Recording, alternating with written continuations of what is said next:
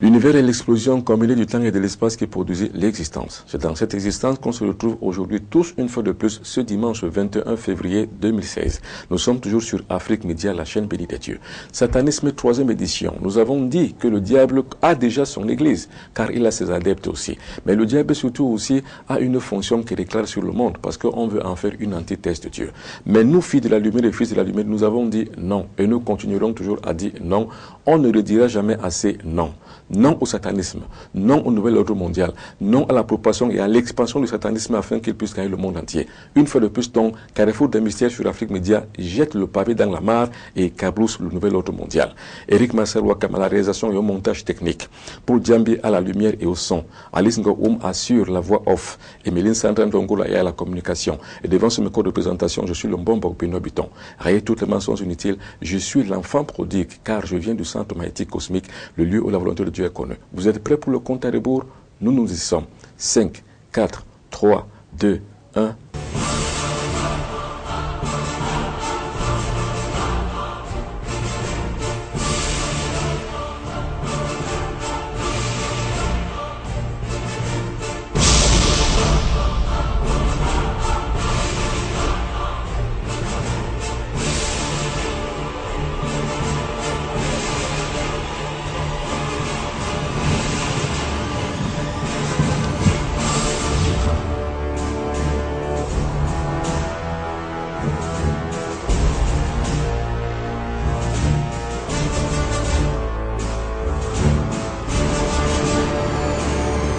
Carrefour des mystères s'impose comme un contrepoids aux ténèbres. Carrefour des mystères s'impose comme un méga sociologique spirituel qui permet que l'individu puisse retrouver la véritable voie qui mène à la perfection. Il n'y a qu'un seul Dieu, il n'y a qu'une seule force, il n'y a qu'une seule foi, une seule union des êtres humains, une seule union de l'humanité. C'est en elle que nous croyons et c'est elle que nous faisons dans l'apologie ce soir, une fois de plus encore. Au sommet de cette édition, Alice Ngoum va vous retracer ce qui vous attend. Regardez.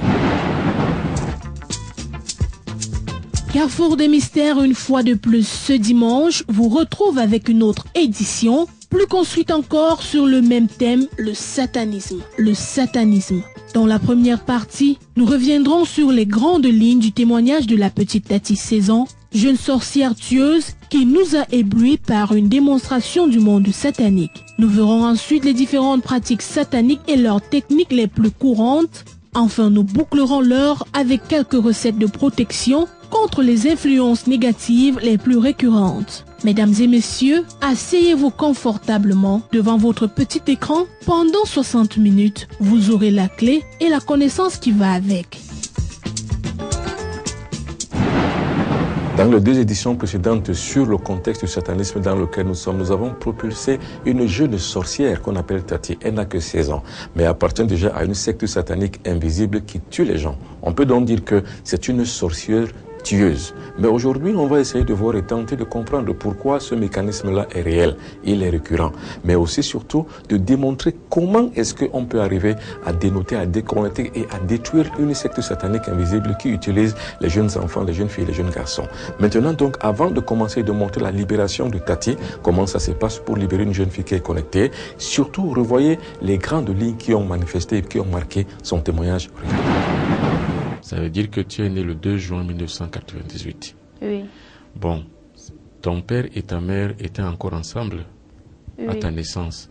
Mais 6 mois après, tu m'as dit que ton père et ta mère s'étaient séparés. Oui. Ton père étant allé à l'étranger, ta mère est restée au Cameroun avec toi. Oui. Et 5 mois après, c'est-à-dire que quand tu avais 11 mois, oui.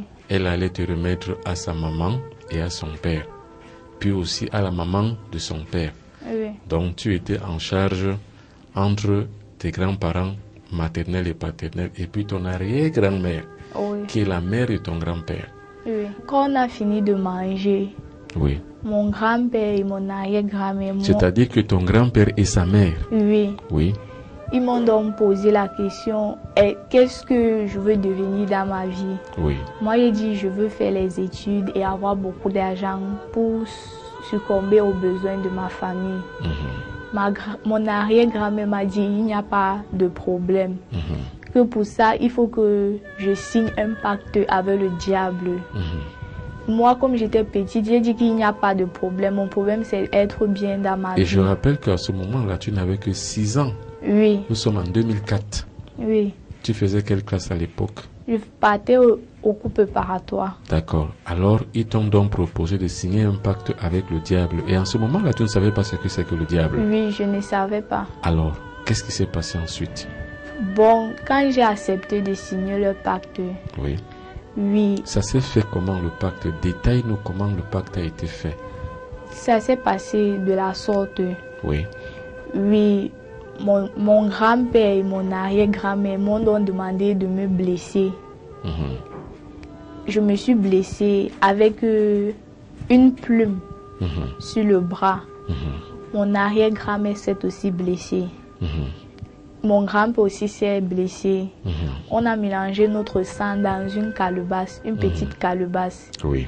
Et on m'a demandé d'écrire avec la plume de l'hibou le nom de la personne que j'aime le plus sur cette terre. Et j'ai dit que c'est ma grand-mère maternelle, la mère de mon père. Oui, on m'a demandé d'écrire son nom. J'ai écrit Ngo Tibi Madeleine. Ils m'ont demandé d'écrire son nom pour qu'elle soit ma source de revenus. Donc, quand moi j'aurai de l'argent, elle aura plutôt des problèmes. Quand moi je serai en santé, elle sera souffrante. Ils m'ont dit que chaque nuit, donc, on va commencer à voyager et que je ne dorme jamais à plat ventre. D'accord. Sinon, je ne vais pas. Sinon, mon avion va me laisser en route. Donc là, c'est mon esprit qui quittait déjà en moi. Et quand l'esprit quitte en toi, le sommeil t'attrape. Tu commences à dormir. Là, je commence à dormir, mon esprit est donc sorti. Ça fait comme un rêve. Là, tu te transformes en oiseau. Et tu atterris à l'endroit où on vous demande d'atterrir. Et l'atterrissage se faisait au milieu du carrefour du village de mon grand-père. Ok. Donc le père de ma mère. C'était au milieu de leur carrefour parce qu'il y avait un carrefour qui les séparait avec un autre village. D'accord. L'atterrissage se faisait donc là-bas et c'est là où on empruntait donc de l'avion pour aller maintenant se retrouver dans une forêt très éloignée. Donc dans cette forêt, il n'y avait pas de maison, rien. Dès qu'on arrive, quand l'avion nous dépose, on s'assoit sur une table ronde. Tout le monde s'assoit. Oui, et comme moi j'étais nouvelle, on m'a fait les présentations. De là, j'ai remarqué les gens, j'ai remarqué mes deux tantes. La grande sœur aînée de ma mère et leur petite sœur, les dernières nées, leur Benjamin. Oui, et j'ai aussi vu mon grand-père. Oui. Avec mon arrière-grand-mère. Et quand tu les as vus, tu t'es exclamé ou tu as fait comment? J'ai demandé, qu'est-ce que vous faites ici? Et tous ils m'ont répondu, ne nous pose pas les questions, viens seulement du vin rouge. Bon, en journée c'est le vin rouge, mais la nuit là-bas c'est le sang. En fait, le vin rouge supposé n'était autre chose que le sang. Oui. Bon, et aussi, la viande, la chair humaine. Donc la viande était autre chose que la chair humaine. Oui. Ils se dispersent. D'autres s'en vont dans les hôtels, les auberges, les bars. Oui. Ils sont chargés de récupérer les préservatifs utilisés là où il y a les spermes. Oui. Même si c'est sur le drap, ils recueillent ça avec le lotus, le papier lotus. Ils emportent ça avec eux. Même dans les bars, ils prennent les lotus pour la sueur quand vous avez transpiré. C'est avec ça qu'on pratique nos rituels. Quand on sait que tel bus va à 15h, il faut qu'avant 15h que vous soyez là. Vous regardez. C'est-à-dire ceux qu'on a commissionnés, ceux qu'on a envoyés à cette mission, ils sont là avant le départ du bus. Oui, avant le départ. Oui. Ils s'asseyent comme passagers dans le bus. Ils s'asseyent comme passagers, ils achètent les tickets, ils ne viennent pas avec leur visage. Ils peuvent venir avec un visage d'un enfant de 5 ans, 16 ans. Ils disent je pars à Limbe, je pars n'importe où. Oui, après ils disent qu'à un niveau, quand le bus est déjà parti, ils disent on veut pisser. Bon, c'est comme ça qu'ils ne sortent pas tous au même moment. L'autre peut sortir ici à Boya, l'autre sort à Obala. Bon, si c'est la route comme Yaoundé, Konsamba, l'autre sort à Bafia, à Obala. Bon, quand ils sont déjà peut-être même à 100 km du départ, c'est là où ils provoquent un accident. Ils peuvent prendre un camion qui sort de nulle part. quand ils savent que toi, le chauffeur, toi, tu ne vois rien sur la route et le camion aussi ne voit rien sur la route, ils font en sorte que toi, tu aies tendance de doubler une autre voiture. C'est là où ils créent le choc.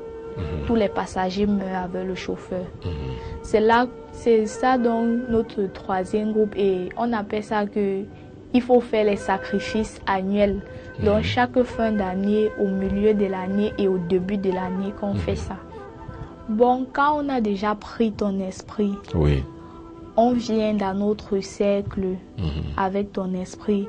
Quand on vient avec ton esprit, on te donne le corps normal, la forme initiale que tu as en journée. C'est là où notre reine-mère t'exécute. Oui, soit elle te coupe la tête, soit si en journée tu l'as beaucoup menacée, elle savait que toi tu connais déjà qu'elle est sorcière. Tu l'as menacée en journée, elle va d'abord bien te menacer. Aujourd'hui, elle coupe ton oreille, tu pleures. Demain, elle vient couper l'orteil. Après, demain, elle vient couper le bras. Jusqu'à ce que toi-même tu dis tue-moi et puis elle te mange le cœur. Moi, j'appartenais à le groupe des petits, des tout petits. C'est un groupe qui ils sont pas trop chargés de mission. Eux, ils sont du genre, peut-être si je marche avec une amie, je lui dis peut-être donne-moi ton argent. Si elle dit elle ne me donne pas, je ne me fâche pas contre elle. Mais quand je lui dis tu vas voir, quand elle dit je vais voir quoi, quand elle fait comme si elle veut monter au-dessus de ma tête, je viens donc dire à notre reine-mère que moi je lui ai dit qu'elle va voir. Notre reine-mère dit c'est ma laisse, elle va voir. C'est comme ça les malheurs s'apaisent dans sa vie. Elle commence à perdre les membres de sa famille, les échecs à l'école, elle tombe malade. Si ses parents avaient l'argent, ils deviennent subitement pauvres. Si elle était mariée, elle divorce. Si il fallait qu'elle fasse les enfants, elle devient stérile. Au troisième millénaire, il faut faire et défaire, il faut dire et dédire, il faut montrer et démontrer. Nous vous avons montré donc le témoignage poignant de cette jeune fille, en tout cas dans ces grandes lignes, dans les 2 précédentes éditions. Maintenant, nous allons vous montrer comment libérer quelqu'un qui appartient donc à une secte satanique, en l'occurrence Tati, donc c'est le point poignant. Nous allons vous montrer comment on a pu la délivrer et comment donc vous, de votre côté, si vous avez un cas comme celui-là, comment faire, parce qu'on a cherché pour vous. Regardez. Exorcisme selon le Mbombok. Bloquer encore. Je vais la bloquer. C'est elle qu'on avait choisi dans le groupe. C'est elle qu'on avait choisi. C'est elle. Il est livre grandeur nature. Elle dit qu'elle a lancé. Elle n'a pas lancé. Il enseigne, il professe. Il y a les esprits de l'eau, les esprits de feu, les esprits de la terre et les esprits de l'air. Et apporte un éclairage parfait sur les méthodes de délivrance de la sorcellerie jamais dévoilée jusqu'ici. Il y a par exemple la persuasion hypnomaïtique, il y a la fascination hypnomaïtique, il y a l'hypnose et il y a aussi l'hypnotisme. Toute pratique ici d'exorcisme mineur ne peut pas marcher. Ça veut dire si on impose les mains sur elle, si on dit au nom de Jésus, au nom de ceci, au nom de tout puissant, ça ne peut pas marcher. L'exorcisme selon le Mbombok pour apprendre, comprendre, savoir tout sur la pratique de l'exorcisme. L'exorcisme n'est pas une profession. L'exorcisme, c'est un art spirituel et mystique qu'on atteint par l'évolution et par la progression sur le sentier de l'initiation spirituelle. Je n'utilise rien, mes mains sont simples et saines. Je plonge simplement mon regard dans le ciel. L'exorcisme selon le Mbombok, c'est un recueil pratique des grandes recettes tirées des documents akashiques, la grande bibliothèque de l'univers. Pourquoi on vous dit toutes ces choses? Pour que vous compreniez la réalité et la valeur spirituelle d'un exorciste. Parce qu'on vous a tellement menti, on vous a tellement dit des choses, on vous a tellement montré des choses, des gens ont imposé les mains sur des gens, les gens ont chuté, ils ont eu une sensation et un sensationnel, ils ont produit cela dans les médias, ils ont trompé les gens, maintenant la récréation est finie, on montre les vraies choses, regardez-moi. L'exorcisme selon le Mbombok. Nous avons la propriété du corps aujourd'hui de la victime. Et cette propriété nous est acquise parce que nous avons l'art de pouvoir exorciser.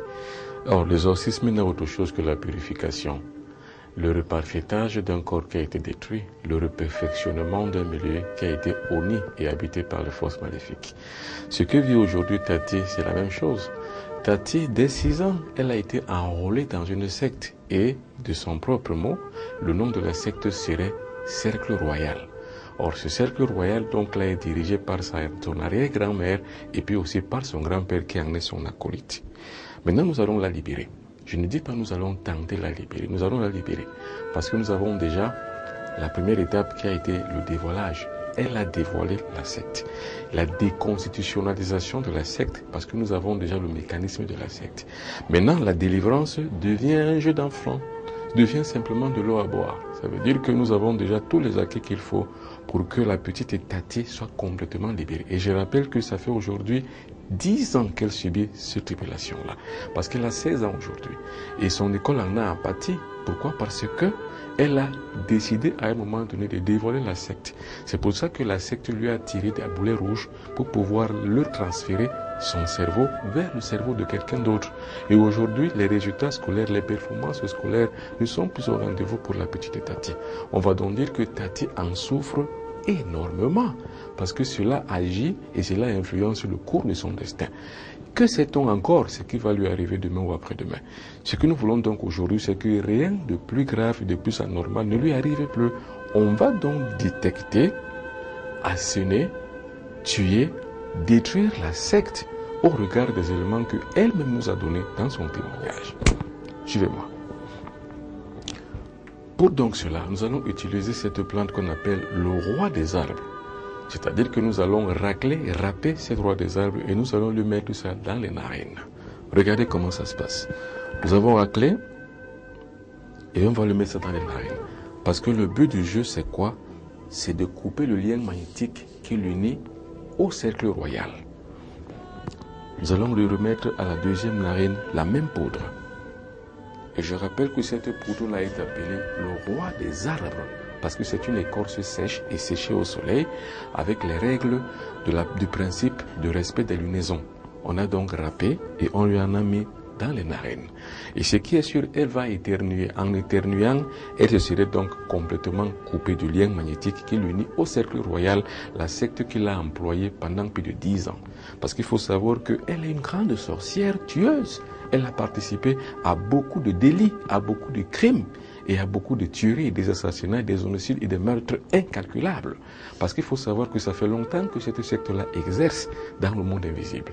Et aujourd'hui, elle va s'en sortir. Et ensuite, nous allons utiliser, comme nous l'avons dit si souvent, l'alcool à 100 degrés.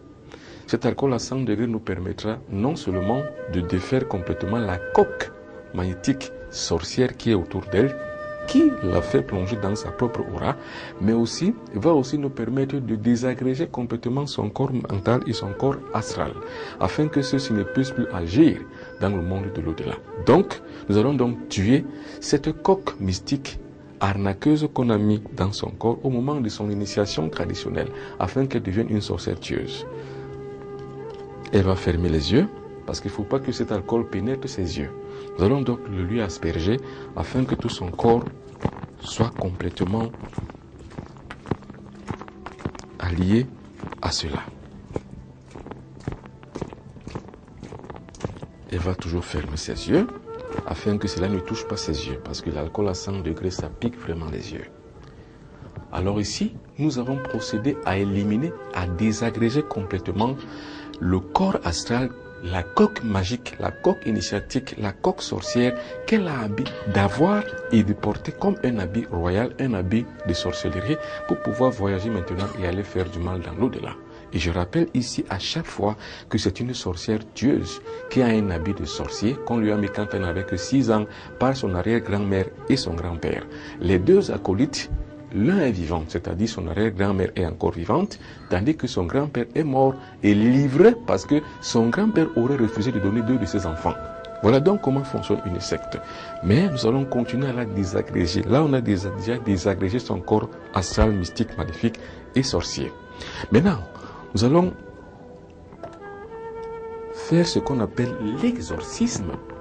Et ce type d'exorcisme, nous l'avons déjà choisi. Nous allons utiliser les 4 éléments de la nature afin de pouvoir détruire complètement la coque magnétique qui l'unit toujours à la secte. On va mettre donc ceci, on va utiliser ceci. Ça, c'est l'encens traditionnel. c'est très important pour tout exorciste qui coupe ce genre de choses. L'encens traditionnel qu'on va mettre ici dans ce feu. Ça, c'est un feu de charbon que nous avons déjà allumé. Ce feu de charbon est prêt. Vous voyez déjà, ça commence à fumer. Or, cette fumée, donc, maintenant, va constituer l'un des 5 éléments que la nature comporte afin de pouvoir détruire complètement la coque magnétique sorcière qui est autour d'elle et puis couper complètement le lien qui l'unit, elle, Tati, au monde qu'on appelle le cercle royal, qui est une secte satanique invisible, tueuse. Nous allons donc lui en sortir ce soir une fois pour toutes. Une fois ça commence comme ça, et nous avons toujours dit que dans le principe de l'exorcisme, il y a ce qu'on appelle l'eau. L'eau est un principe magnétique très important. On peut l'appeler un fond baptismal qui va rebaptiser le corps de la victime, donc le corps de la petite Tati. Alors en rebaptisant donc son corps, on ne va pas lui donner un mauvais nom. On va conserver le nom de Tati, ce qui fait que dans l'au-delà, quand on aura besoin d'elle, on ne va plus voir le nom sorcier qu'on lui a donné à son intronisation, mais on ne va voir que Tati, qui est la nouvelle identité qu'elle va porter sur le plan astral. Alors, c'est tout ça. Ça, c'est une eau bénite, c'est une eau lustrale. Voilà donc l'action de l'eau lustrale sur le corps de la petite Tati. Ici, que nous avons décidé de délivrer du monde satanique dans lequel elle est utilisée depuis 10 ans. Et nous rappelons que la petite Tati n'a que 16 ans aujourd'hui. Et c'est à 6 ans que son arrière-grand-mère l'a enrôlée de force. Parce qu'à 6 ans, elle était naïve, elle n'en savait que dalle. C'est donc à 6 ans qu'on lui a enrôlée et on lui a fait signer un pacte de sang entre 3. C'est-à-dire qu'elle, la petite Tati qui n'avait que 6 ans, son grand-père qui est le père de sa mère, et puis la mère de son grand-père, donc son arrière-grand-mère. Voilà donc un pacte qui a été scellé autour d'elle. Mais là, nous avons décidé de la délivrer complètement du monde qu'on appelle le cercle royal, qui est une secte satanique. Et ensuite, maintenant, nous avons ceci qu'on appelle le poivre de Guinée. Le poivre de Guinée pique. C'est-à-dire que désormais, comme elle va manger ce poivre de Guinée, ce poivre de Guinée aura une ascendance piquante. Donc, c'est le feu qu'elle va broyer de ses propres dents afin de pouvoir détruire complètement tout ce qui à l'intérieur la lie au mouvement de la secte satanique qu'on appelle le monde royal. Alors, elle va mâcher ça. Et pendant qu'elle mâche, parce qu'après nous allons vous montrer comment il faut faire avec cela. Pendant qu'elle mâche, nous allons donc maintenant lui mettre ceci, ce qu'on appelle l'huile essentielle de la menthe poivrée autour de son corps pour renforcer la destruction de son corps émotionnel et puis de son corps astral qui rentre en contact, en jeu avec toute sa consistance humaine et pour pouvoir maintenant sortir pour aller faire du mal. Nous allons donc également renforcer la destruction de ce corps. Attention, ça c'est toujours un élément feu parce que ça brûle sur le corps. Et ça va finaliser la destruction totale du corps astral, la coque magique initiatique, négative, sorcière, machiavélique et tueuse qui est autour du corps de la petite Tati. Voilà donc, elle met ça autour de son corps, sur son corps. Maintenant, ça détruit complètement la machine corporelle, donc la machine astrale qui la pousse, la mécanique astrale qui la pousse à sortir de son corps pour aller dans le monde de l'au-delà. Ou alors elle va rencontrer la secte qu'on appelle le cercle royal et commencer à faire des actes pratiques maléfiques qui tuent les gens parce que c'est une sorcière tueuse. Alors, maintenant, c'est presque fini. De ses propres crachats, tu vas cracher sur la main. Voilà, elle crache comme ça le poivre de Guinée. Elle va donc maintenant assainir dans ce plat. Et maintenant mettre sur la plante des pieds, donc sur les pieds. Autour du cou,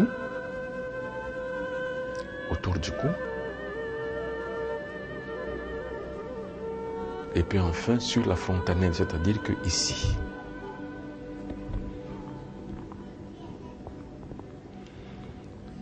Une fois cet acte fini, le tour est joué. Nous allons simplement maintenant remercier Dieu parce que Dieu a permis que nous puissions arriver à cette délivrance. Voilà donc un secret que nous vous livrons. Pourquoi on vous livre ce secret? On ne vous le livre pas pour démontrer quoi que ce soit ou alors pour pouvoir montrer quoi que ce soit, mais seulement parce qu'il y a un principe spirituel. Au 3e millénaire, ce que tu dis, démontre-le, ce que tu fais, montre-le. Et c'est ce que nous sommes en train donc de faire vis-à-vis de la libération de la petite Tati qui a enrôlé de force depuis 10 ans. Parce qu'elle n'avait que 6 ans à l'époque pour pouvoir maintenant l'enrôler dans le monde royal qui devait donc servir pour elle un moyen sorcier de tuer les gens par voie sorcière. Et elle a tué pas mal de personnes. Maintenant, on lui a délivré. Ce qu'il faut maintenant faire, c'est de couper le lien magnétique. Or, pour couper le lien magnétique, c'est là où la technique mystique du grand maître, c'est-à-dire que le maître des arts spirituels et mystiques, doit jouer.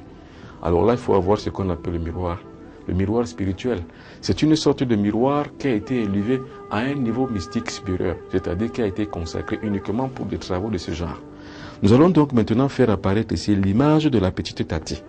Ça, c'est l'œil visible du cerf qui peut simplement le voir. Une fois donc on fait apparaître son image, on prend ce qu'on peut appeler le couteau magique, le couteau sacré. C'est ce couteau sacré donc maintenant, autrement et par la voie de la cataptomancie, qui est une forme de voyance à travers un miroir spiritualisé et magifié, qu'on puisse donc arriver à couper le lien magnétique qui unit la petite Tati au monde royal, qui est la secte royale qu'il a utilisée depuis plus de 10 ans. Une fois donc c'est fait, le tour est joué, on ne fait que couper la liane. C'est tout. Et comme je l'ai souvent dit, ce sont des techniques qui sont secrètes. Et ce sont des techniques qui sont sacrées. Et ces techniques-là ne sont pas à la portée de tout le monde. Ces techniques-là sont l'œuvre simplement de l'univers cosmique, autrement de dossiers akashiques qui vont donc, tous ceux qui y vont rechercher de trouver le secret. J'espère que vous avez compris. Que ceux qui ont les oreilles pour entendre, entendent. Que ceux qui ont les yeux pour voir, voient. Mais si vous n'avez ni yeux ni oreilles, vous ne verrez rien et vous n'entendrez rien. Dans un monde en pleine déchéance comme le nôtre, avec l'avènement de la mondialisation où tous les peuples doivent dévoiler leurs spécificités culturelles, considérant que le 21e siècle est celui de la liberté, voyant le danger du sataniste du nouvel ordre mondial, dans sa progression planée sur l'Afrique et la perversion de sa jeunesse, Carrefour des mystères, dans son rôle de contrepoids aux ténèbres, invite tous les Africains à l'éveil de la conscience, de la spiritualité africaine et à l'insurrection intellectuelle contre des modes de vie que l'Occident veut nous imposer en disant non. Non au nouvel ordre mondial, non à la prolifération des sectes, non à l'homosexualisation de la société africaine, non à l'émancipation du satanisme en Afrique. Non, non et non. S'il y a une chose dont j'ai appris du satanisme, c'est que leurs pratiques ne sont pas aussi puissantes, ne sont pas aussi efficaces que ça. Regardez avec quelle maestria, avec quelle simplicité je suis arrivé à délivrer la petite Tati. C'est déconcertant. C'est dire combien vous ne devrez pas avoir peur de satanistes. Vous ne devrez pas avoir peur de leurs pratiques. Vous devrez simplement avoir une grande foi. À quoi donc je dois cette libération de cette petite? C'est à l'émancipation de ma spiritualité, à la spiritualisation de mon corps, à la direction bicéphale que j'ai donnée à mon corps. C'est-à-dire d'un côté l'efficacité physique et de l'autre la puissance spirituelle. Mon esprit a supplanté toutes les forces du mal de la loi inférieure. Donc face à un satanisé ou bien face à un sorcier ou alors face à une victime de sorcellerie, je n'ai que faire qu'une bouchée. Et c'est donc ce que j'ai fait.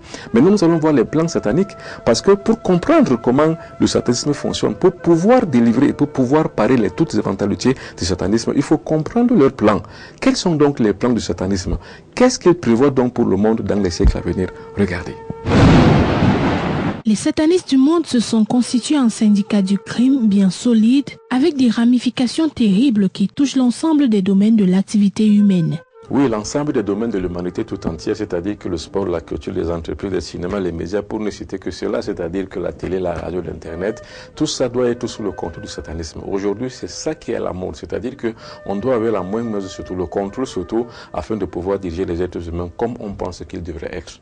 Il est à noter que ce véritable escadron de la mort s'est fixé un véritable objectif, celui de refaire le monde à sa guise, selon un code déontologique qu'ils ont élaboré et qu'ils appellent le nouvel ordre mondial. Le nouvel ordre mondial n'est autre chose qu'une constitution d'individus, c'est-à-dire qu'une petite frange de la population humaine se regroupe, pense être donc la direction du monde, pense donc donner le ton, pense orienter les destinées des êtres humains tout entiers. Et là où le bas blesse, c'est qu'on pense redessiner toutes les lois et les systèmes de lois que Dieu, l'Éternel, lui-même a imposés pour l'humanité. Selon eux, le monde est devenu bien démodé, il faut le recréer et lui donner un autre Dieu. C'est-à-dire qu'ils pensent que le monde actuel que nous vivons est démodé. Il est en passe de tomber donc à la déchéance, donc à l'usure du temps. Or, il faut donc redessiner un autre monde. Donc, il faut redessiner une autre humanité. Il faut redessiner d'autres destinées. Et là encore où le bas blesse, c'est qu'en fait, le Dieu de ce système, ils l'ont donc déjà donné un nom. C'est Satan. Ça veut dire quoi? Ça veut dire que dans les 50 années à venir, on va se passer de notre Dieu en qui nous avons le mouvement et l'être, que nous appelons Dieu Tout-Puissant. Jéhovah comme vous voulez. Et puis eux maintenant, ils vont recréer une autre entité divine, spirituelle, qui est plus haute et qui dirige la destinée du monde entier. Et c'est ça qui nous gêne. Et c'est pour ça et contre ça que nous disons non. Vous vous imaginez Satan comme Dieu? Eh bien, c'est un dessein qu'ils se sont fixés et qu'ils sont en train d'imposer. Vous imaginez-vous que selon les plans du nouvel ordre mondial, aujourd'hui nous avons Dieu, c'est-à-dire que celui qui est la conscience supérieure, celui qu'on appelle Dieu, le voici qui est là, c'est la conscience suprême. Maintenant, pour ce temps-ci, c'est-à-dire que dans un premier temps, on voudrait donner et donc opposer à ce Dieu une antithèse qu'on appelle Satan. C'est-à-dire que déjà du monde, le monde serait donc une direction bicéphale, c'est-à-dire qu'il y a Dieu d'un côté, Satan de l'autre, dans un premier temps. Mais au fil du temps, dans les 40-50 années à venir, vous allez donc vous retrouver, vos enfants, vos petits-enfants, qui n'auront pour seul Dieu que Satan. C'est-à-dire que c'est ça le plan. Imaginez-vous donc maintenant qu'avec la terreur que nous voyons, selon l'ordre mondial qui voudrait donc imposer, la terreur qui se passe dans le monde, imaginez dans 50 ans, nous ne serons plus tard. Nos enfants seront là, les petits-enfants seront là. Imaginez qu'ils auront pour seul Dieu Satan. C'est donc ça le dessein qui se dessine pour le monde entier. Alors il faut dire non. Ils en ont fait un ordre. Cet ordre se constitue en commandements, des commandements inspirés du livre de Satan, des commandements qui usurpent la pensée de vie selon les plans de Dieu. Le nouvel ordre mondial usurpe le Dieu, c'est-à-dire que la pensée divine sur la vie, il y a un système de loi qui en est suivi. Et ce système de loi, c'est en lui que nous avons le mouvement et l'être, parce que nous y croyons. Ce sont des lois immanentes, car elles émanent de la pensée unique de Dieu, c'est-à-dire que la direction du monde est décidée par Dieu. Maintenant, cette direction du monde est usurpée et elle est transmise directement, différemment, c'est-à-dire que la transcription se fait d'un pôle à un autre. Finalement, aujourd'hui, on commence à nous faire croire que pour pouvoir être mieux et heureux sur ce monde, il ne faut pas croire en Dieu, mais il faut que le matérialisme dirige l'ordre des choses. Or, le matérialisme a un Dieu. Le Dieu de son système, c'est Lucifer, l'empereur. Or, on voudrait donc imposer dans le conscient collectif que Satan deviendrait Dieu. C'est-à-dire que c'est grâce à lui que nous devons donc notre spiritualité. Grâce à lui, nous devons donc notre succès, notre bien-être. Voilà donc là où la supercherie commence. Or, cette supercherie, les filles et les fils de la lumière doivent dire non, doivent se constituer partie civile contre le procès que nous faisons contre le satanisme, afin de pouvoir avoir la vie sauve. Leurs pensées sont celles de la mort et de la destruction du monde selon l'ordre de Lucifer, l'empereur. Or, vous imaginez donc un monde qui est dirigé par Satan. Or, Satan, c'est pour la destruction. Il n'est pas là pour la construction. Il est simplement là pour la déshérence. Il est simplement là pour conduire dans la déchéance. Il est seulement là uniquement pour pouvoir dire aux êtres humains, voilà, suivez-moi et vous aurez tout. Le monde entier est à ses pieds. Et les systèmes de loi que lui-même a créés sont constitués donc en des commandements. Et ces commandements, ce sont eux qui dirigeront le monde. Vous imaginez donc un monde comme celui-là. Alors, je vous pose la question. Vous êtes prêts à accepter ça ou à dire non? En tout cas, dans mon enseignement, je dis toujours, dites non. Le satanisme ne doit pas l'emporter sur les valeurs spirituelles de Dieu. Bon, essayons de voir ces commandements en détail pour que le monde entier soit conscient des enjeux de l'histoire de son temps. Au cours de cette édition, nous allons scruter ces commandements, parce que ce sont des commandements qui sont autant que les commandements qui sont dans les livres sacrés. C'est les mêmes commandements que nous trouvons, mais à l'envers. C'est-à-dire que si les commandements dans les livres sacrés prônent la justice et la paix, dans les livres sataniques, cette conscience, cette divinité et ces commandements-là prônent la destruction du monde pour pouvoir reconstruire des cendres, parce qu'ils ont un thème fort. Du chaos viendra l'ordre. Or, le chaos n'a jamais créé que le chaos. On vous verrez donc un cycle de chaos qui va donc être dirigé dans les plans sataniques. C'est pour ça qu'il faut savoir dire non. Non au satanisme, non au chaos et non au désordre que le satanisme voudrait enclencher dans le monde entier. Ces commandements sont au nombre de 10. Premier commandement, réduire la population du monde à 500 millions d'êtres humains d'ici 2050. C'est-à-dire que vous imaginez que les satanistes veulent tout détruire, mais sauf eux. C'est-à-dire quoi?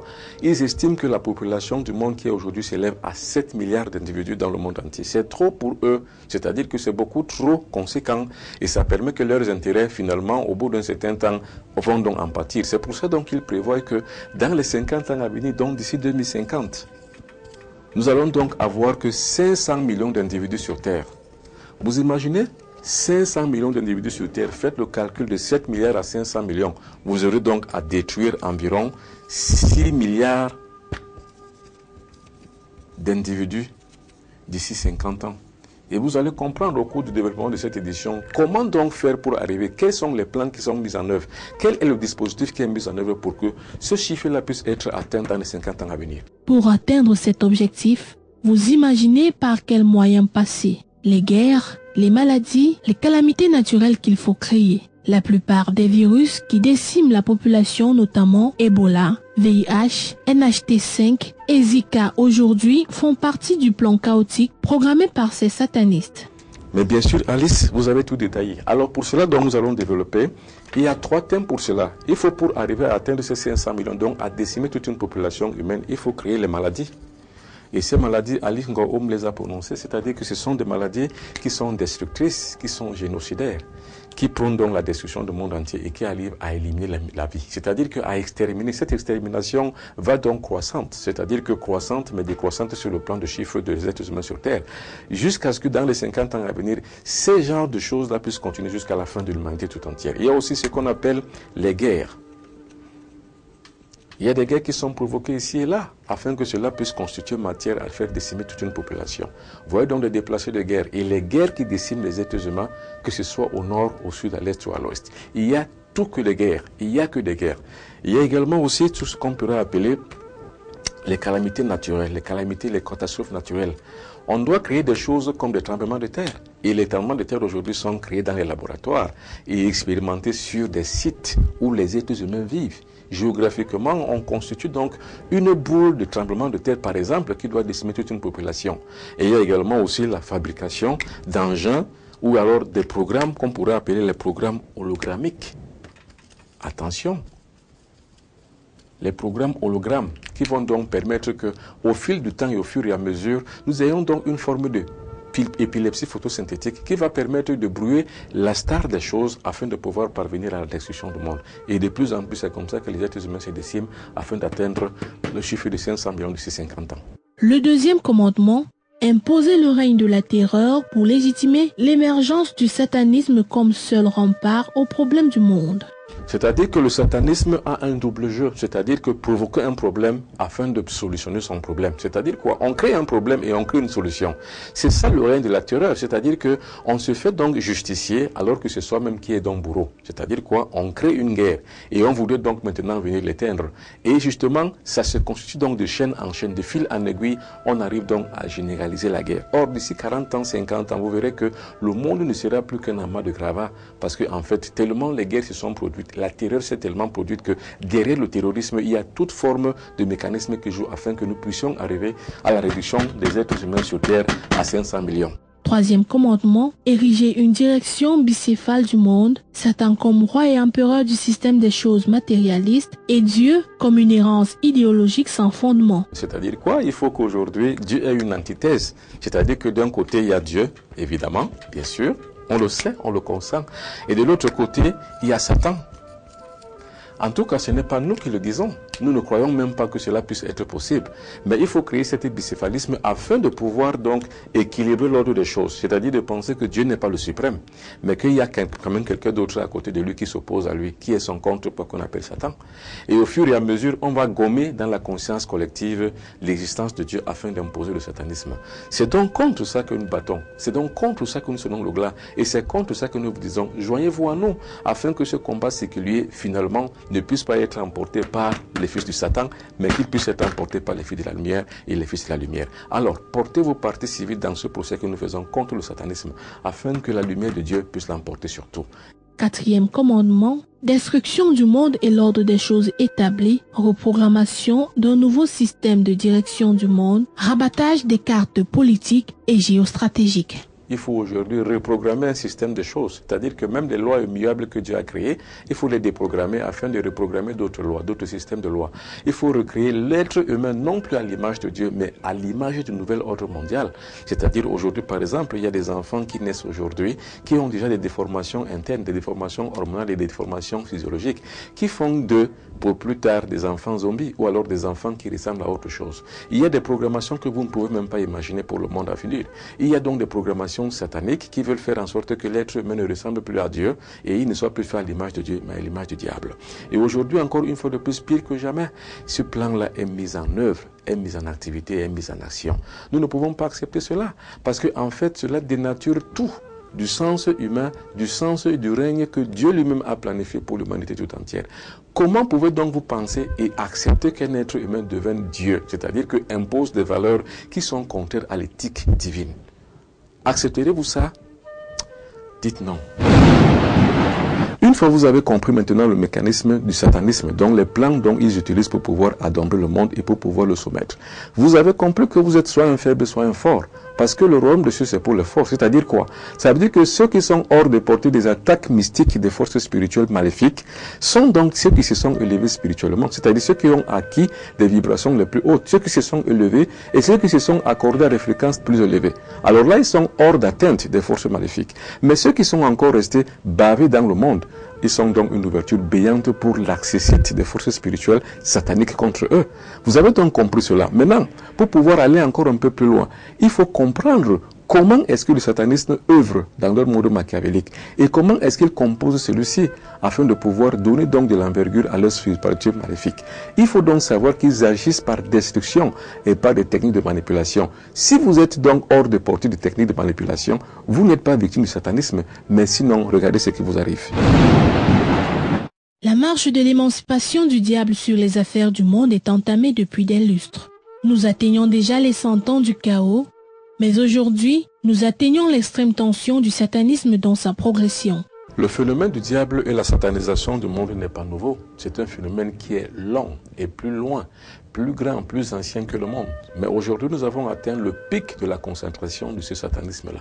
Nous avons atteint dans la conscience collective humaine le pic, l'extrémum, c'est-à-dire que le niveau le plus, le paroxysme de la recherche de la satanisation du monde entier.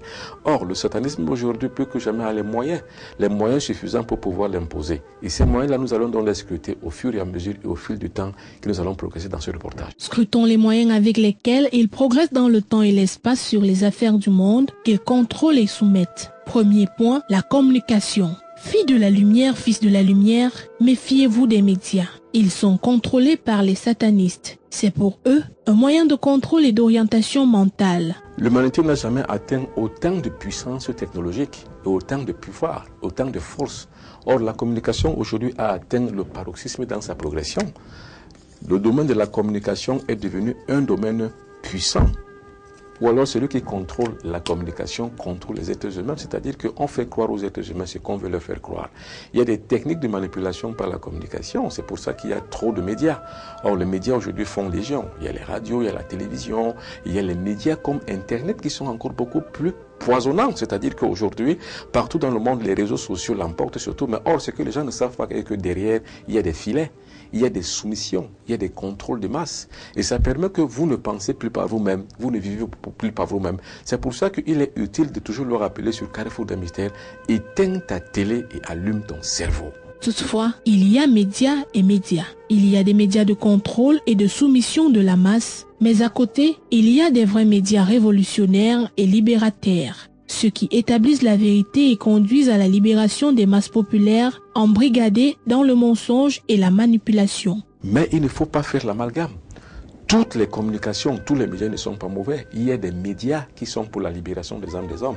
L'exemple type est pris sur Afrique Média, qui aujourd'hui s'est constitué comme une vraie partie civile pour faire le procès contre le satanisme et contre la progression de l'impérialisme. Car l'impérialisme et le satanisme, il n'y a pas de différence entre impérialisme et satanisme. Mais aujourd'hui, Afrique Média s'est constitué comme une véritable force, comme un véritable contrepoids. C'est pour ça qu'on ne peut pas faire de l'amalgame entre toutes les communications. Mais il y a des communications qui ne sont là que pour détruire détruire. C'est-à-dire que pour empoisonner, embrigader le cerveau des gens. Et ces cerveaux des gens donc qu'ils emprisonnent, ils veulent en faire des satanistes clés. C'est pour ça qu'ils créent tous les programmes dans les médias qui vont vous asseoir et qui vont vous assouvir et qui vont vous permettre de dormir, de plonger dans un sommeil léthargique profond où vous ne vous réveillerez jamais. Voyons maintenant spécifiquement comment les médias satanistes manipulent l'opinion à travers les radios, Internet, la télévision et la presse. Fort heureusement que les êtres humains pensent. Pendant que d'autres pensent pour détruire le monde, d'autres rêvent d'un monde meilleur et d'un monde nouveau. Et d'autres travaillent uniquement pour la reconfection d'un nouveau corps de sciences spirituelles qui permettra que le monde puisse trouver sa libération. C'est pour ça qu'on ne fera jamais d'amalgame parmi toutes les forces et parmi tous les domaines de communication où le diable voudrait contrôler, mais où les êtres humains aussi qui aiment le monde, qui aiment Dieu, qui perfessent Dieu, qui pensent que Dieu est l'entité spirituelle suprême, qui veut donc en faire un contrepoids et qui travaillent sans relâche pour pouvoir donner un lendemain meilleur à l'humanité tout entière. Deuxième point, la santé. La santé est une loi imprescriptible. Elle est donc immuable. Mais elle est aujourd'hui contrôlée et manipulée, pour ainsi dire, par des grosses industries pharmaceutiques inféodées à des influences géostratégiques des grandes puissances. La santé est un enjeu diplomatique et économique. C'est-à-dire qu'aujourd'hui, il n'y a que ceux qui sont de mauvaise foi qui pensent que c'est le contraire. La santé est aujourd'hui entre les mains de ceux qui gouvernent le monde, c'est-à-dire de ceux qui pensent que tel doit vivre, tel ne doit pas vivre. C'est-à-dire qu'ils ont le pouvoir de vie et de mort sur les êtres humains. Regardez les maladies qui sont créées nouvellement chaque fois. Toutes les maladies, les formes de virus qui naissent tout le temps. Ça passe simplement de quoi? Ça passe par des codes génétiques de certains virus. On crée un code de virus, un code génétique, ou bien alors on décrypte un code génétique d'une maladie, d'un microbe, et puis on en fait une autre manipulation des séquençages dans les laboratoires, et ça crée des maladies. Or, ces maladies aujourd'hui sont légion. C'est pour ça qu'on dit que la santé également aussi, il faut faire attention. Il faut faire attention, il faut être vigilant. Il y a d'autres parades afin que vous ne puissiez pas tomber dans cela. Nous allons vous le montrer au fur et à mesure. Outre cet état de choses, il y a aussi des enjeux économiques énormes derrière, car la santé, comme les armes, est une monnaie d'échange diplomatique sous-jacente à l'hégémonie occidentale.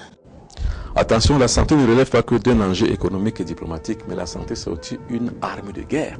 Dans l'histoire de toutes les guerres, on a toujours vu qu'on a utilisé la santé comme arme de guerre, comme arme d'affaiblissement de l'ennemi et de l'adversaire. Or, aujourd'hui, plus que jamais, la santé rentre dans le programme des guerres bactériologiques, c'est-à-dire qu'on crée des virus afin de pouvoir affaiblir les peuples conquis. On peut donc dire que la santé aujourd'hui, dans cette forme-là, ressemble à l'impérialisme, ou alors c'est une voiture balai de l'impérialisme, parce qu'en fait, pour affaiblir un peuple, il faut le rendre malade. Voyons maintenant à quoi sert la santé, comment elle est troquée et utilisée avec tous les germes du satanisme qui la composent. Dans une certaine mesure, la santé devient donc une technique de manipulation par les satanistes, c'est-à-dire qu'on peut créer des maladies afin de proposer la santé.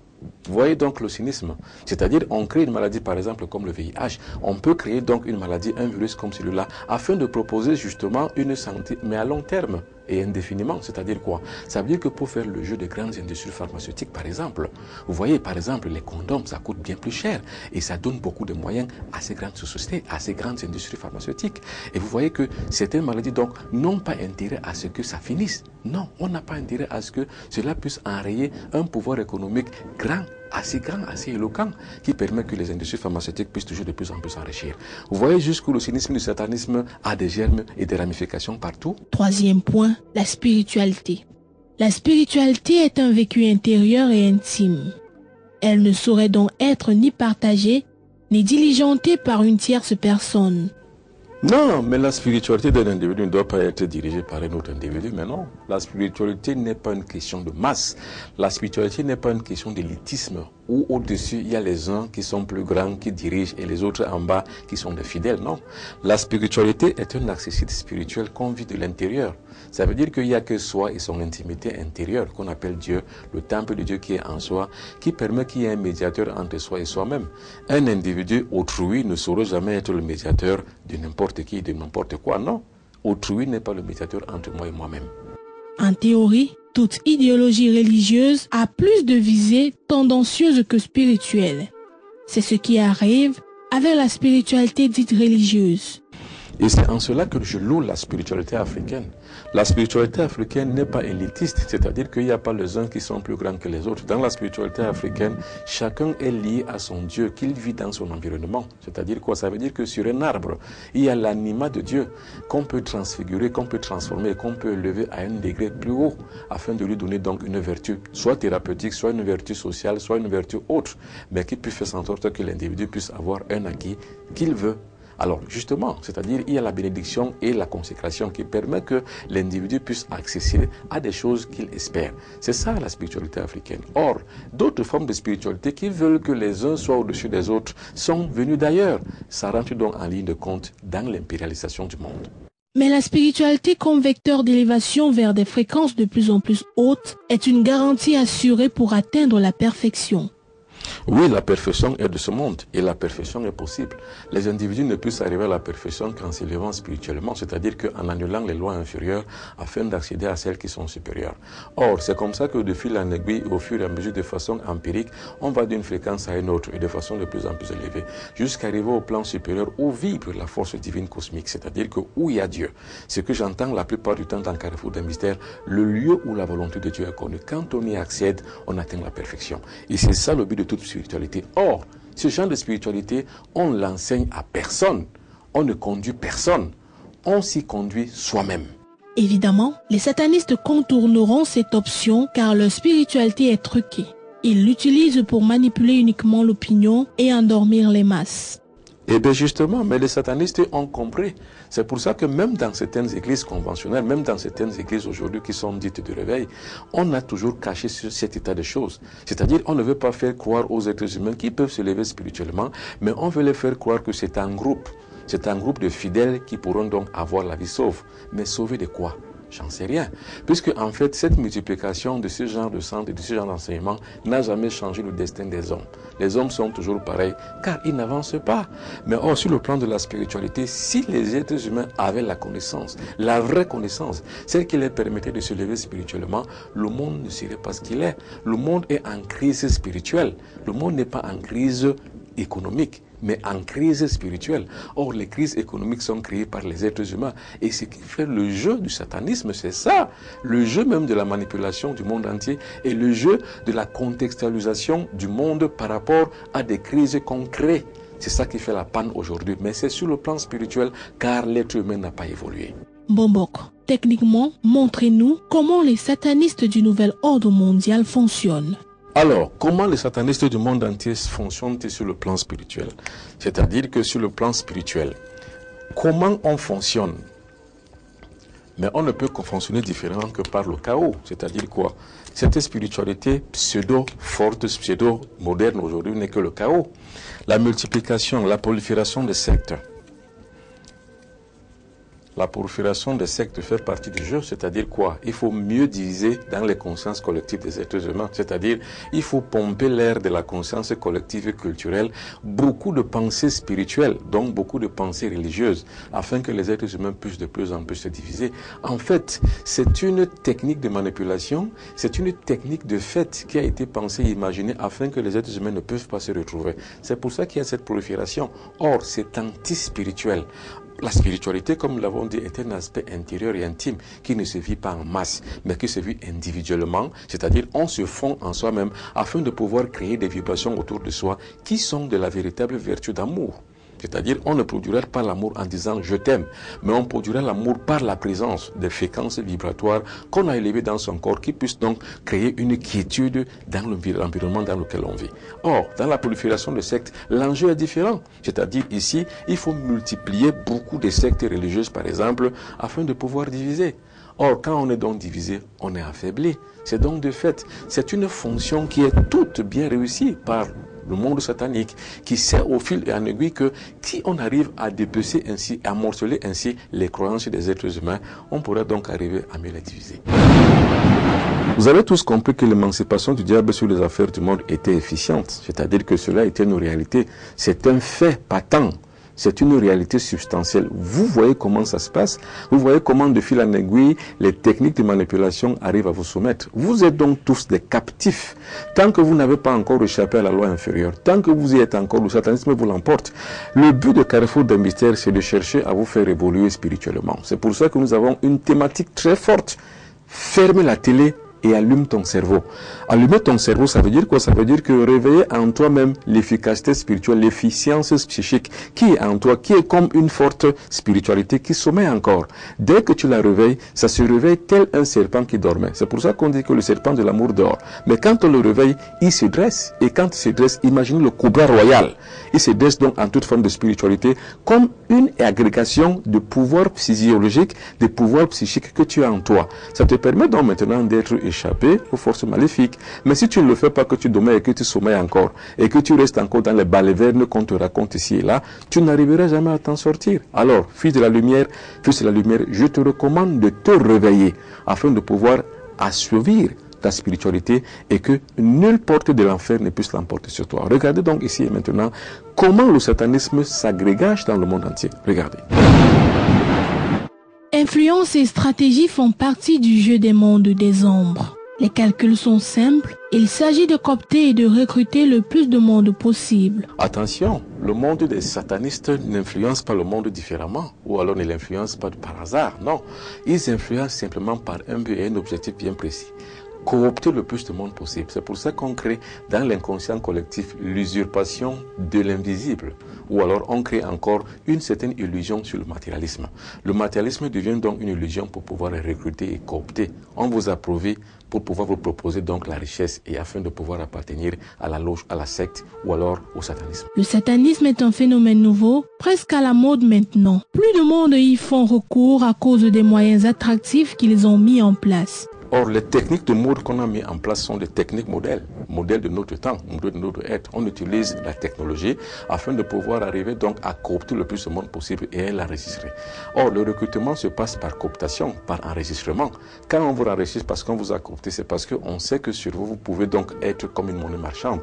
Vous pouvez donc être comme un point stratégique dans lequel on peut puiser des énergies.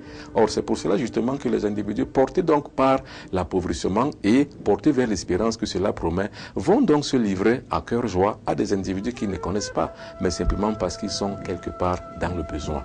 Or, on peut donc dire que la peur du lendemain et le besoin a fait que l'individu aujourd'hui n'a plus peur de quoi que ce soit ni de rien.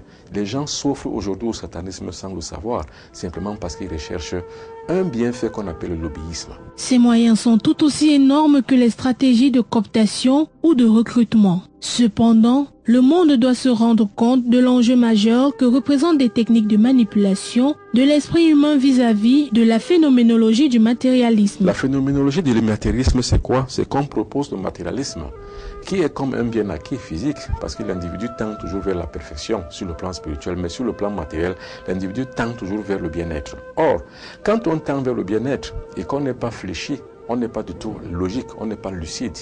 On ne saura donc ni où se trouve l'illusion, ni où se trouve la vérité. Or, on dit que la vérité se trouve ailleurs. Or, l'illusion se trouve ici. Le matérialisme est une illusion que l'on promet afin de pouvoir rendre un lendemain meilleur. Mais au fond, derrière, qu'est-ce qu'il y a? Il n'y a que perte de vie. En effet, le matérialisme est à la fois une problématique d'usurpation de la conscience et une forme de solution au problème que pose la manipulation de notre esprit. Qu'est-ce à dire, Mbombo? Spirituellement, le matérialisme est la maya, est l'illusion du temps. Or, cette illusion du temps finit toujours par résoudre dans le cœur de ceux qui ont soif de richesse, donc ont soif de progresser sur le plan social, ont soif d'avoir plus d'acquis afin qu'ils puissent mieux vivre. Donc, ils ont donc besoin de se mettre tellement à l'abri que finalement le matérialisme devient pour eux comme une solution. Quand vous avez donc dans votre vie solution matérialiste, quand vous avez donc et vous croyez que seul le matérialisme peut vous faire vous en sortir, vous tombez donc dans le piège du matérialisme et c'est comme ça que de fil en aiguille vous glissez vers le satanisme parce que en fait, satanisme et matérialisme riment. En gros, appauvrir les gens afin de les coopter par la fascination du matérialisme est le jeu des satanistes. Oui, ceux qui ont compris ça sont donc maintenant hors de portée d'atteinte du satanisme. Vous comprenez qu'on vous approuve d'un côté et on vous propose de l'autre côté une vie beaucoup plus quiète. Si vous avez donc une vie beaucoup plus quiète, ça veut dire que quelque part vous fuyez la pauvreté.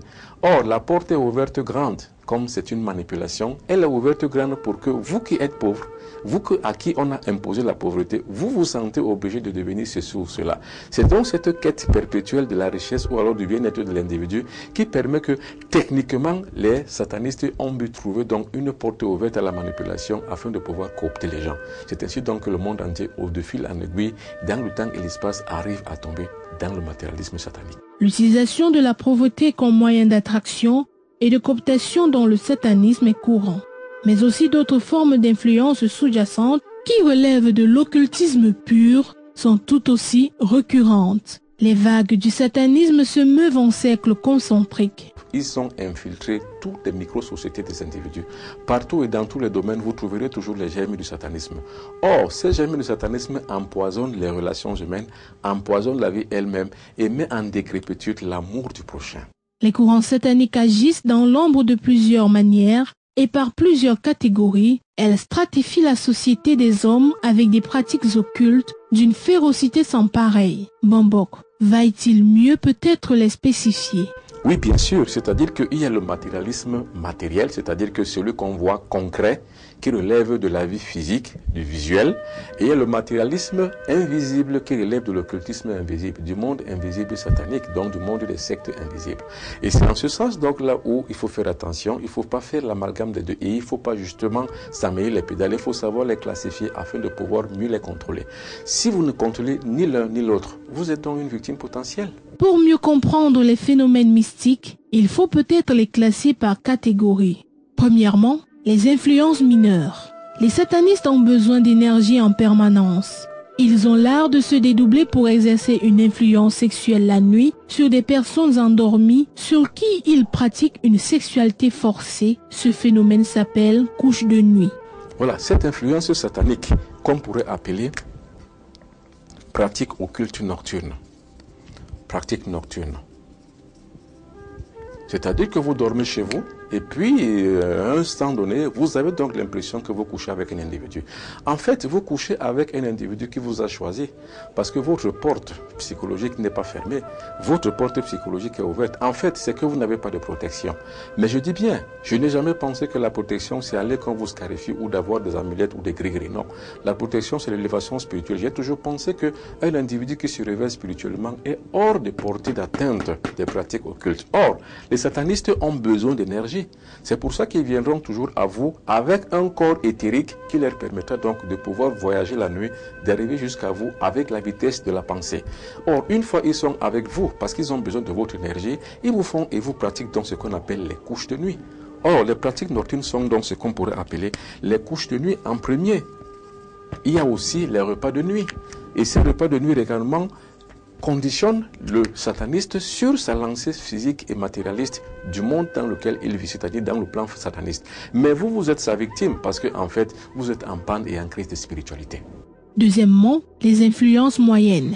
Les satanistes ont soif et besoin du matérialisme car pour eux, l'argent est roi. Ils ont des totems chercheurs d'argent et se constituent en syndicat du crime pour parvenir à leurs fins. Dans les influences moyennes des techniques sataniques que nous avons répertoriées, que nous connaissons, que nous avons donc déjà appris et manipulées, nous pensons que ici, dans les influences moyennes, les êtres humains vont chercher des totems, vont chercher les serpents. Et attention, il y a des techniques même de décuplation, de pouvoir avoir toutes ces choses afin de pouvoir devenir de plus en plus riches, parce qu'ils ont toujours à la paille et à l'affût des richesses matérielles. Or, tout ce qui peut concerner un sataniste n'est que matériel, parce que satanisme et matérialisme riment ensemble, comme nous l'avons dit. Or, il se constitue donc en petits groupes de personnes en des sectes visibles ou invisibles afin de pouvoir y arriver. Nous allons donc vous montrer un exemple petit. Faites d'expérience. Regardez dans toutes les voitures bleues que vous verrez dans votre environnement passer. Tenez-vous dans un carrefour comme tout bon Africain, parce que les Africains, c'est la science d'observation. Observez ce phénomène. Il y a un type de voiture que je ne prononce pas non pour ne pas faire de mauvaise publicité. Vous verrez toujours si elle est bleue, il y a deux femmes dedans. Regardez et remarquez. Ce sont deux personnes qui vivent homosexuellement ensemble. Ce sont des personnes qui appartiennent donc à l'influence moyenne, c'est-à-dire à des acquis, des formes de pensée matérialistique qui leur permettent d'avoir des totems, d'avoir des serpents et d'avoir toute autre forme de gris-gris ou de fétiche qui leur permet donc d'avoir de l'argent. Ça, ce sont les influences moyennes. Troisièmement, les influences majeures. Elles sont constituées en sectes visibles et invisibles. Mbombok, expliquez-nous ça. Nous avons donc l'appartenance à des sectes, c'est-à-dire que influence majeure. Nous avons à des appartenances des sectes visibles, parce qu'il y a deux catégories de sectes, les sectes visibles et les sectes invisibles. Or, dans les deux catégories, le seul dénominateur, c'est quoi? C'est que la même pratique revient toujours, c'est-à-dire que le même dénominateur est toujours là. La même vectorisation de l'être humain est toujours là, c'est-à-dire qu'ils ont toujours pour Dieu l'empereur Lucifer, c'est-à-dire qu'ils sont satanistes tous les deux. Maintenant, la différence est que ceux-ci qui sont dans les sectes visibles, ils appartiennent à des sectes conçues par les mains d'hommes. Mais ceux qui appartiennent donc à des sectes invisibles sont des gens qu'on coopte la plupart du temps au moyen d'un certain nombre de mécanismes qui leur permettent d'être connectés à des sectes invisibles. Ou alors, de façon volontaire, ils y ont accédé.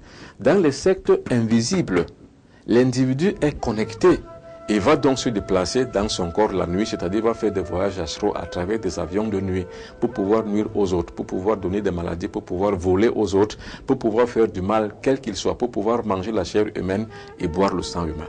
Voilà à peu près comment sont les influences sur le plan majeur. Or, parmi les deux plans, c'est-à-dire que ce soit les sectes visibles et invisibles, nous vous dirons toujours la même chose. Ne croyez pas en ces choses, parce que le matérialisme est une illusion. Vous l'avez parce que vous voulez donc avoir une assise sur le plan social, vous voulez avoir des biens matériels, vous voulez atteindre une quiétude physique afin de pouvoir délecter votre esprit. C'est bien pour vous, mais sachez que derrière, si vous avez tout ça, vous appartenez donc déjà à un dieu de ce système. Vous appartenez donc aux influences sataniques qui vous ont coopté et vous avez perdu votre vie. Or, il est toujours dit et toujours écrit, et on le pose toujours cette question, à quoi bon pour un homme de gagner le monde s'il arrive à perdre son âme? Au moment où les forces du mal veulent prendre le pas sur la lumière, où satanistes et diaboliques, des sectes maléfiques prennent les rênes de tous les pouvoirs du monde, économie, finance, politique, spiritualité et communication, rester sans rien faire n'est pas la meilleure des postures. Il faut agir au nom des lois et des principes spirituels. Il faut s'insurger contre le nouvel ordre mondial. En tout cas, il faut faire quelque chose. Devenez fille ou fils de la lumière, utilisez la flamme bleue, une arme redoutable contre les satanistes qui vous assure protection, purification, dépuration et guérison contre toute forme de force maléfique. Invocation de la flamme bleue, un acte simplement spirituel. C'est ainsi que prend fin cette nouvelle édition de Carrefour des Mystères sur Afrique Média. Troisième édition sur le satanisme. Une fois de plus encore, ce dimanche 21 février 2016, nous avons creusé les sillons du satanisme. Nous avons étalé au grand jour leur méandre afin que vous puissiez mieux comprendre les enjeux du satanisme qui porte le monde au troisième millénaire. Aujourd'hui, on veut nous faire croire qu'il y a une direction bicéphale du monde où d'un côté il y a Dieu et de l'autre il y a le satanisme. Mais nous disons non, ne l'acceptez jamais. Dieu est au-dessus de tout. Le nouvel ordre mondial ne saura jamais l'emporter sur la lumière divine ni sur les plans de Dieu. Vous, filles de la lumière, fils de la lumière, portez vos parties civiles, portez vos témoins à charge et à décharge dans le procès que nous menons contre le satanisme et dites non. Créez un corps de sciences spirituelles autour des valeurs spirituelles. Créez une véritable forteresse afin que rien ne puisse vous emporter. Devenez membre actif dans le contre-pas que nous menons contre les forces du mal et contre les ténèbres. Eric Marcel Wakam était à la réalisation technique. Emeline Sandra Ndongola était à la communication. Alice Ngom a assuré la voix off. Paul Djambi était à la lumière et au son. Devant ce micro de présentation, je suis le bon Bokbin Habiton. Avec toutes les mentions inutiles, on m'appelle l'enfant prodigue. Je retourne au centre cosmique, le lieu où la volonté de Dieu est connue, d'où je vous reviendrai toujours la prochaine fois avec le même plaisir. Au revoir, bye bye et à la prochaine.